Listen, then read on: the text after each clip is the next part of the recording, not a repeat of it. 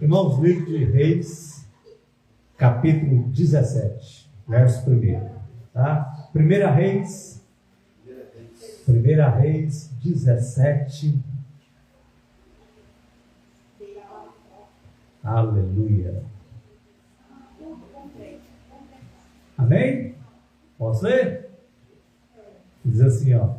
Então Elias, o tebista, dos moradores da cidade, dos moradores de Gileade, disse a Acabe: vive o Senhor, Deus de Israel, perante cuja face estou, que nestes anos nem orvalho, nem chuva haverá, senão segundo a minha palavra. Amém? Hoje nós vamos analisar um pouco da vida de Elias, para tirar algumas lições para nós, tá? Lições importantes para a gente aprender cada vez mais. Então nós vemos aqui no livro de Elias, Elias falando: olha, cuja face Deus eu estou. Elias estava onde? Na presença e na face de Deus. Ele não era uma pessoa que entrava e saía. Às vezes eu vejo pessoas falar: vamos entrar na presença de Deus? E fala: vamos sair. Elias diz que cujo a face de Deus eu estou. Então ele era alguém que andava continuamente na presença do Senhor. Ele sempre estava na presença de Deus e com Deus. Então a primeira lição que tiramos aqui é o quê? Temos que estar sempre na presença de Deus. Aprender a andar com o Senhor. E nesse tempo aqui que Elias surge aqui, havia os adoradores de Baal e de Astarote. Esses eram deuses da fertilidade. As pessoas criam que a prosperidade que eles tinham, a grande colheita, aquilo que eles estavam vivenciando, era resultado da adoração a Baal e Astarote. Então Elias fala: já que eu estou representando Deus, eu quero mostrar para vocês quem é o Deus que pode fazer. Não vai chover mais. Eu quero ver se a terra vai frutificar. Eu quero que vocês vejam se vocês vão ter colheita, se não for o Deus dos céus. Então para de cair chuva sobre a terra. Porque Deus, Elias mostra para eles que era o Deus que ele servia, que era responsável pela prosperidade que eles tinham e a grande colheita que eles faziam. Então Elias veio ali para confrontar e chocar aquele povo. E Deus quer homens como Elias para confrontar este mundo. Às vezes Eliseu, quando ele pega o manto de Elias, ele fala: onde está o Deus de Elias? Mas a pergunta para nós é diferente. Onde estão os Elias de Deus? A pergunta de Eliseu era: cadê o Deus de Elias? Hoje Deus pergunta: onde estão os meus Elias? Homens compromissados como Elias, que andam na minha presença. Então Elias joga essa palavra, fica sem chover, e Deus fala para Elias: eu vou providenciar na sua vida. Não se preocupe. Vai para o riacho de Querite, lá ordenei corvos para levar pão e carne para você. Mas a palavra de Deus que aquele rio secou. Mas quando aquele rio seca, Deus providencia outra fonte. Então, quando você está debaixo da direção de Deus, ainda que aquela primeira fonte pode secar, Deus providencia outra. Olha o que ele fala para Elias no verso 9. Levanta-te e vai a Ziclag, que é de Sidom, e habita ali. Eis que eu ordenei ali uma mulher, viúva, que te sustente.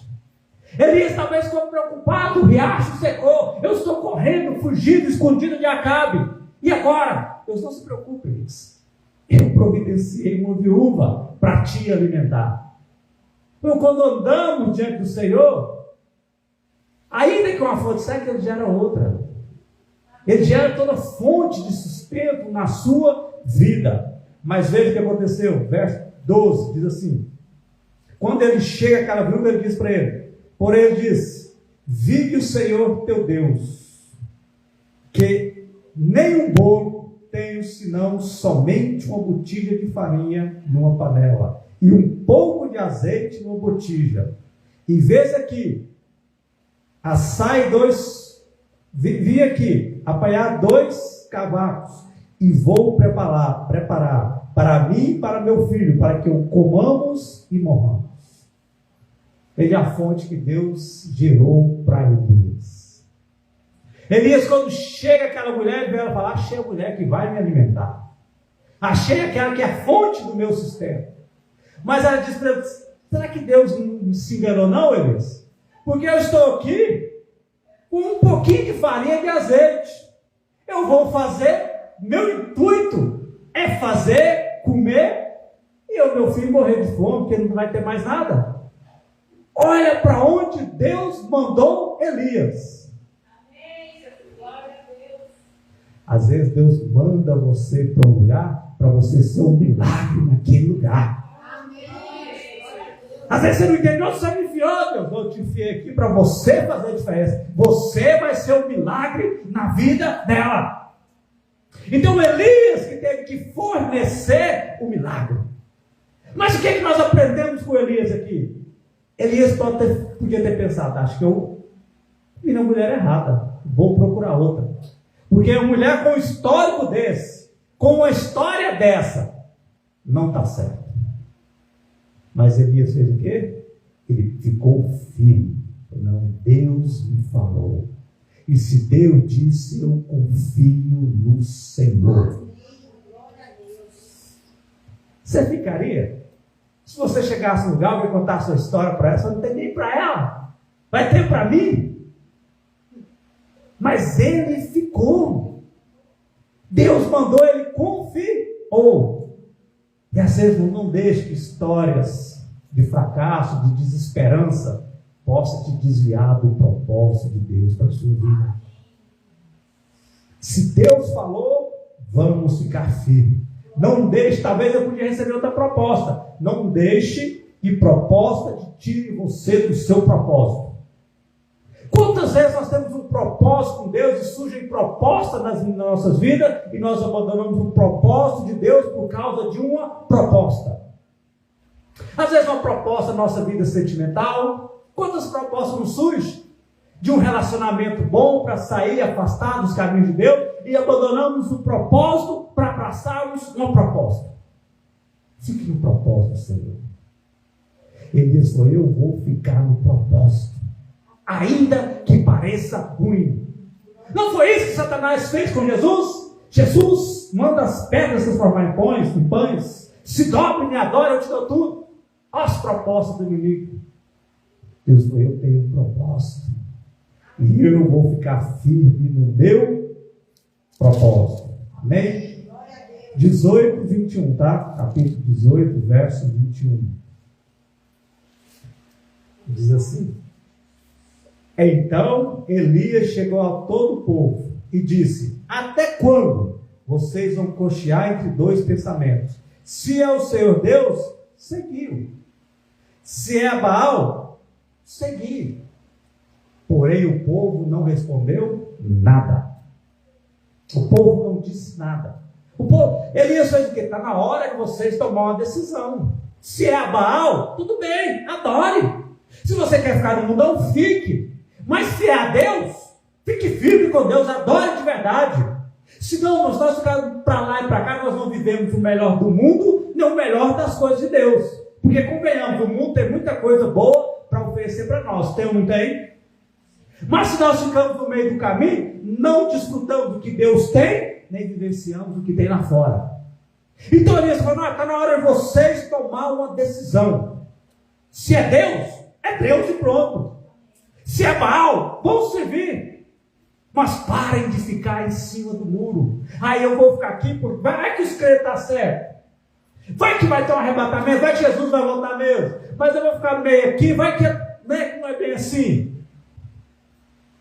Irmão, Deus está nos confrontando, né? É hora de nós tomarmos uma decisão. Se é Deus, eu vou permanecer firme com Deus. Se é lá fora, eu vou largar tudo e vou. Mas eu vou ficar na minha decisão. Glória a Deus. Mas o povo não quis decidir. Eles não respondeu nada.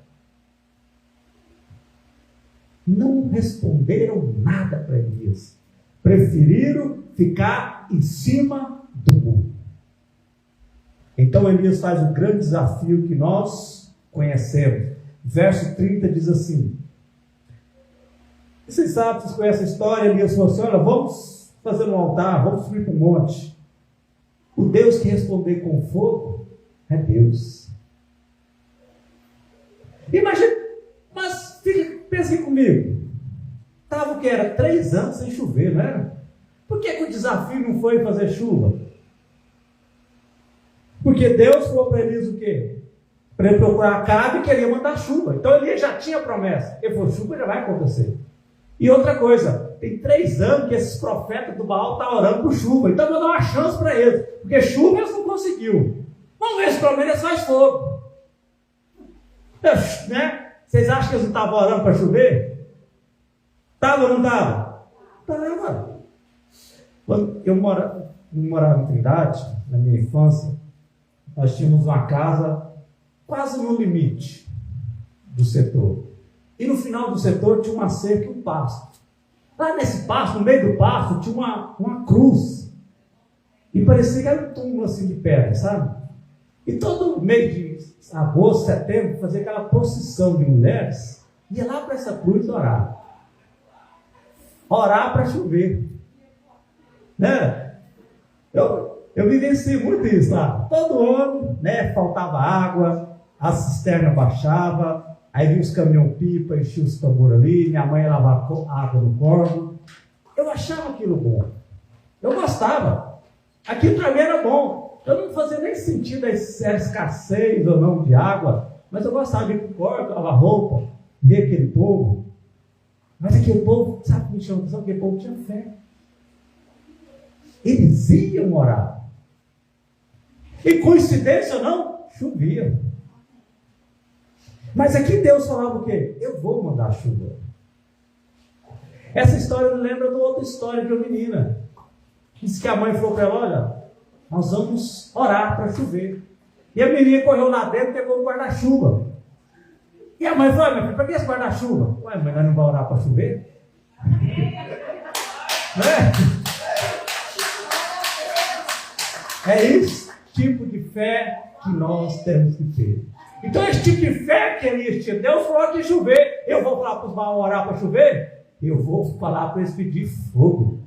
Porque a promessa de chuva eu já tenho. E o que aconteceu no verso 30? Então Elias disse a todo o povo, chegai-vos a mim. E todo o povo se chegou a ele. E ele reparou o altar do Senhor que estava destruído. Se nós queremos milagre, temos que restaurar os altares de Deus na nossa vida. Os altares, por que o povo ficou no meio do caminho? Os altares estavam destruídos. Com altares destruídos, o povo não toma uma decisão. Com altares destruídos, nós não vemos milagre. Mas ele falou, se eu vou orar, eu preciso reconstruir o altar de Deus. Amém. E quem reconstrói o altar de Deus é aquele que vai orar. Como estão os seus altares? Como estão os nossos altares de oração? Onde fica esse altar de oração? Jesus deu uma dica. Entra para o teu quarto. Olha em secreto. Fecha a porta. Como está o seu altar dentro do seu lar? Ah, eu tenho um altar na igreja. Você só ora no domingo então, nem na quarta. Mas eu tenho esse dois que eu amo. Ei, mas tem altar no seu lar? Tive lendo um livro, um falando, olha, eu não consigo orar 15 minutos. Mas eu não consigo ficar 15 minutos sem orar. É assim que deveria ser a nossa vida. Vida de oração com Deus, vida com Elias, a cuja presença, o Deus, eu sempre estou. Então, irmão, Elias está nos ensinando, se você quer milagre, você quer bênção, reconstrua os seus altares. Verso 42. Verso 41 diz assim, então disse Elias a Acabe, sobe e come, porque há ruído de abundante chuva. Acabe subiu a comer e beber, Mas Elias subiu ao cume do Carmelo e se inclinou por terra e meteu o seu rosto entre os joelhos. Deus falou para ele que ia chover. Ele liberou uma palavra sobre a casa. Olha, cara, bebe, come, sobe o seu carro, porque eu já ouço o som de abundante chuva. Mas Elias liberou aquela palavra. Mas ele ficou naquilo? Não. Ele foi orar. E sabe qual foi a posição que Elias ficou? A posição de um feto no útero, dobrado, com a cabeça sobre uma posição fetal, de que eu tenho uma promessa, eu tenho algo espiritual, então eu vou gerar essa promessa aqui na terra. Então nós temos que aprender, irmão, com Elias, a gerar aquilo que Deus prometeu para nós. Nós, como cristãos, temos uma palavra de Deus, uma promessa de Deus, mas para ela se cumprir, é necessário gerar ela aqui nesse mundo. Eles então, vai que eu tenho a promessa, mas sobe para o seu altar, gera isso na sua vida. Elias então foi gerar aquela chuva que Deus tinha o quê? Prometido.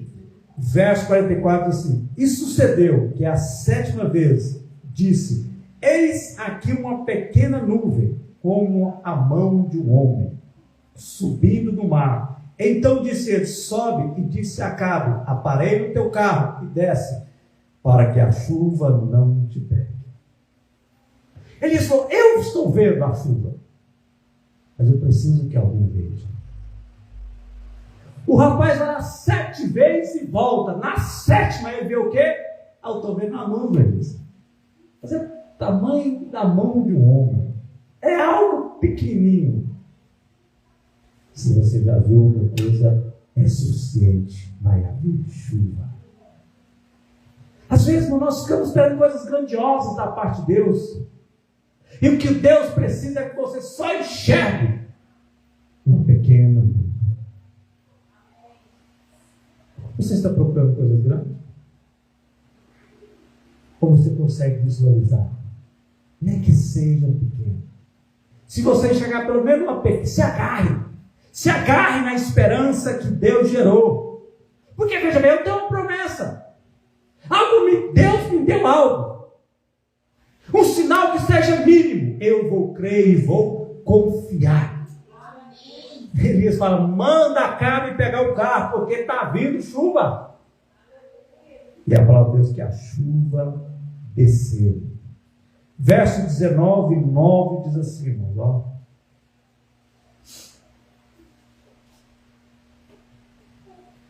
Vocês sabem que depois disso tudo, né? Veio a chuva, Jezabel se revoltou contra Elias, Elias fugiu. E verso 9 assim: e ali entrou numa caverna, e passou ali a noite. Eis que a palavra do Senhor veio a ele e disse: que fazes aqui, Elias? Olha o que Deus disse para Elias: cadê o homem que fez o céu cerrar? Cadê o homem que fez descer fogo do céu? Cadê o homem que fez chover, Elias? Agora você está correndo e fugindo. O que você faz aqui? Veja a diferença da pergunta. Com as perguntas de Deus nós aprendemos muito. O que Deus diz para Adão: Adão, onde você está?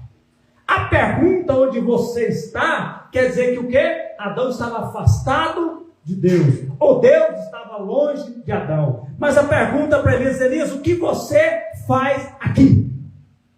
Significa que Deus estava naquele lugar.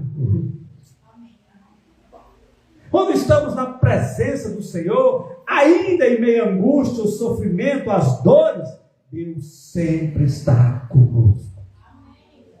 E Deus fala para ele: o que você faz aqui, Elias? Aqui não é o seu lugar. Toma minha mão e vamos sair para fora. Não, Deus nunca te abandona. Deus não te deixa órfão. E Deus sempre está com você. A diferença é que Adão pecou e errou. Elias só estava depressivo e fugindo. E quando estamos nessa situação, Deus não nos abandona. Deus está conosco. conosco. Quem conhece aquela música, aquela historinha de pegadas na areia? Todos nós conhecemos, né? Quem tem mais de 40, todos conhecem. Amém? Mas a história é o quê? O homem estava andando com Jesus, de repente ele vê duas pegadas. Ele fala, Senhor, o que é isso? É eu e você caminhando. E de repente ele só vê um par de pegadas. Senhor, por que nesse momento o Senhor me deixou só? O Senhor não te deixou só. Essas são as minhas. Eu te carreguei. Glória a Deus. É assim que Deus fala. Quando você está sem força, desanimado, você ainda caminha nas costas do Senhor. Vamos lá, então, para a gente finalizar aqui, verso 11 diz assim: e ele disse, sai para fora e põe-te no monte perante a face do Senhor. Eis que passava o Senhor como também uma grande e forte vento, que fendia os montes e quebrava a penha diante da face do Senhor. Porém o Senhor não estava no vento. Depois do vento, um terremoto. Também o Senhor não estava no terremoto. Depois do terremoto, um fogo. Porém, também o Senhor não estava no fogo. E depois do fogo, uma voz mansa e delicada. E Elias ouviu a voz do Senhor. Então, o que Elias está ensinando aqui para nós? Olha, eu fui um homem que eu aprendi a ouvir Deus nas grandes coisas. Nos terremotos, nos fogos, nos ventamais. A voz de Deus era forte. Eu via Deus nos grandes milagres. Mas eu aprendi que Deus também vem com a voz suave e sussurrando no nosso ouvido. Às vezes temos que ficar em silêncio para aprender a ouvir o Senhor. O segredo não é calar todas as vozes. O segredo é diferenciar a voz entre tantas vozes que há no mundo. Paulo diz, no mundo há tantas vozes. Cada uma tem um significado. Mas nós temos que aprender a diferenciar a voz de Deus. Às vezes procuramos Deus de tanta forma. Eu precisava que Deus falasse comigo, mas eu precisava de um grande mover. Mas às vezes fala de forma suave e simples, como ele falou com Elias. Elias viu o terremoto e falou, é Deus, eu preciso desse Deus. Ele viu o vento forte, é Deus, eu preciso dele. Ele viu o fogo, é Deus. É Deus, eu não falo só dessa forma, Elias. Eu não sou Deus de forma, eu sou Deus de forma. Eu tenho várias formas de falar com você. Então aprenda a me ouvir de várias formas. E Deus ouviu Elias. E a última lição que Elias deixa para nós é o quê? Ele foi lá e chamou Eliseu. Elias deixou um sucessor para continuar a caminhada. Tem quantos cristãos aqui, crentes no Senhor? Amém? Quantos discípulos você tem? Já está deixando alguém? Está ensinando alguém? Elias nos deixa a lição. Nós temos que deixar um sucessor. Temos que deixar alguém para continuar a caminhada. Isso é algo sério. Então, hoje, nem nossos filhos nós temos conseguido, né, irmãos? Está difícil. Mas nós temos que aprender com Elias. E para isso acontecer na nossa vida é o quê? Cujo o Deus eu estou. Nós não podemos entrar e sair da presença de Deus. Temos que aprender uma vida contínua na presença de Deus. Você já imaginou você fora da presença de Deus no trânsito? Né? Ou você fora da presença de Deus, acontecesse algo que tirasse? Qual seria a sua atitude? Um homem fora da presença de Deus. Você já lidou com uma situação onde está calma, plena e serena com Deus e numa situação longe de Deus? Qual foi o resultado? Então nós temos que aprender isso, andar sempre na presença de Deus. Porque não importa a situação, nós vamos saber lidar com ela. Amém. Serenamente, tranquilamente. É assim que temos que andar.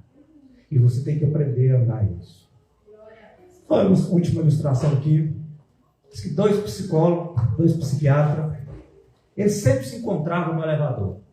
E nesse elevador tinha um meirinho, aquele homem que apertava os botões. E ali, quando chegou no andar, um cuspiu no outro. Quando o elevador abriu a porta, um cuspiu no outro e saiu. Isso perdurou por uma semana. Aí na outra semana, o rapaz do elevador falou: você não vai fazer nada a respeito? Ele falou: não, eu tenho muitos problemas. Aí cuspir nos outros, eu não cuspo não. Eu tenho um problema, eu cospo nas pessoas.